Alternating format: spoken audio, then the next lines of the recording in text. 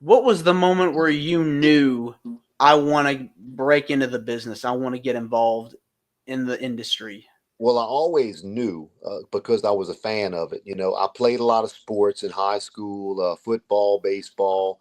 I got out of high school and, started kind of getting into the gym and, playing men's softball and volleyball and things. So I've always been athletic, but I always loved wrestling. And I just didn't think that was in the cards for me because back in the day, I really thought that it was WWF or WCW. That's what I thought the avenue was. And where do you go? How do you start that process? And I was just happy being a young guy running the roads, chasing women and playing sports and, all that. So it really wasn't anything that was like deep on my mind that I want to be a professional wrestler. But I always thought it would be cool if it was possible. And to give you an idea of how it started, a buddy of mine was working with a guy in Morgan City who was from Houma, Louisiana, which is about a half hour away. And just coincidental, the guy came in the shop and 6'5", 350-pound guy. And he's like, man, who are you? And he's like, well, I'm a professional wrestler. My name's Bronco Bob. And like, wow, where do you wrestle at? It's like, well, we do independent shows, which people know now that there are independent shows out there. And they was doing shows all this time in Houma, Louisiana, 30 minutes away, and I had no idea, you know. So basically, he invited me to come to a show, and I went over there and watched the show. And after the show, I was just like, man, this is what I would love to do. And he's like, well, let's start you training to get into it. I was like shocked, thinking, you mean I can really train to do this? And said, yeah. So I went through a training school and trained with a lot of, guys. And I was lucky enough to have the tutelage because I started at Mid South Wrestling. Had some of the tutelage, Junkyard Dog, Michael Freebird Hayes, Terry Gordy, Gentleman Chris Adams, Iceman King Parsons, Tommy Rich. I met all those guys, that was my idols, and these are guys helping me to get into the business. And so I was pretty blessed with that, to start that late and stumble across it. And here it is, 30 years later, I'm still doing it. When you're training, and as I've talked with many people about on the show, it is no joke. They really put you through the ringer. It's intense having to do all these drills and exercises. There's like a difference between getting in shape versus in ring shape. What Well, was your experience like learning how to wrestle? well, I was already somewhat athletic, but playing a lot of sports, so I had that on my side. Um, so that part I kind of was good with being able to do the flips and run the ropes and being kind of agile on my feet. But you can train all you want in the gym and run on a treadmill and on a bike and stairmaster and all and get yourself in good cardio shape. But what people don't understand is the difference between ring shape and cardio shape.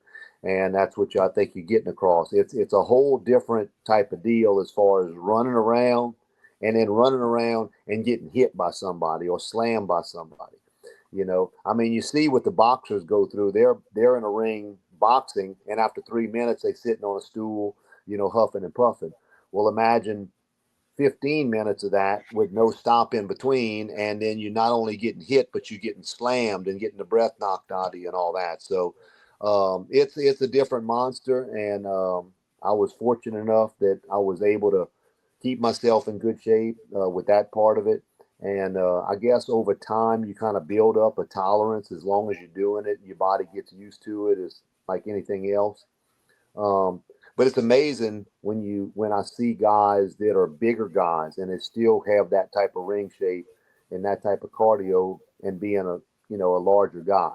I mean, I'm 6'3", 225 pounds versus some guys are out there 300-400 pounds trying to do this. Yeah, and everybody works differently. Everybody learns differently. Any kind of drills or exercises that you learned when you were in school that really, got you, fired up, ready to go. any pieces of advice that you learned from your trainers that still apply to you. Let's talk about more, if you can elaborate more on your experiences in wrestling school.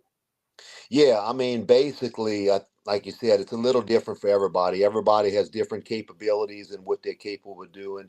Guys that might not be as athletic, they're going to do a slower pace thing where they try to keep things on the ground or use holds or anything like that. I'm kind of was in the middle because I was a big enough guy to where I could use my strength, but also move around enough to where I wouldn't be too slow. And of course, it all depends on the guy that you're wrestling. But yeah, I really didn't concentrate on a lot of, the high flying things because I mean, I'm 6'3", 225 pounds, not, a luchador guy, but I could still, get on the second rope and do something, do a move and come off with a leg drop or, I use a lot of my strengths. Like, my one of my key moves is a standing suplex. So I can normally, do a standing suplex and hold a guy over my head that's roughly 220 to 230 pounds. I can hold him up for 4 or 5 seconds.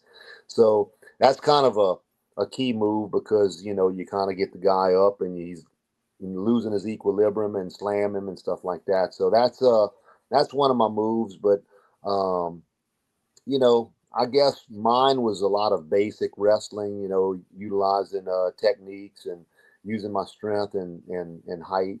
So, like I said, I been doing it 30 years. So my wrestling savvy of different things is changed as I've gotten older. I've realized that I might have lost a step or two. So I kind of just resort to my wisdom and move sets that I know that I'm capable of doing. And when you're learning how to work and you're training under these legends, any pieces of advice that you got from, Michael Hayes and Terry Gordy and Junkyard Dog, anything that you still recall that they taught you that you've applied today 30 years later? One key thing is listen. When you're in the ring, you want to soak up as much knowledge as you can when you're training and these guys are talking to you. They're not telling you to waste their breath. They're telling you because they've been there. They've been through the process. They've got the cheat sheet on what they went through and they're trying to get you there without having to go through the long process.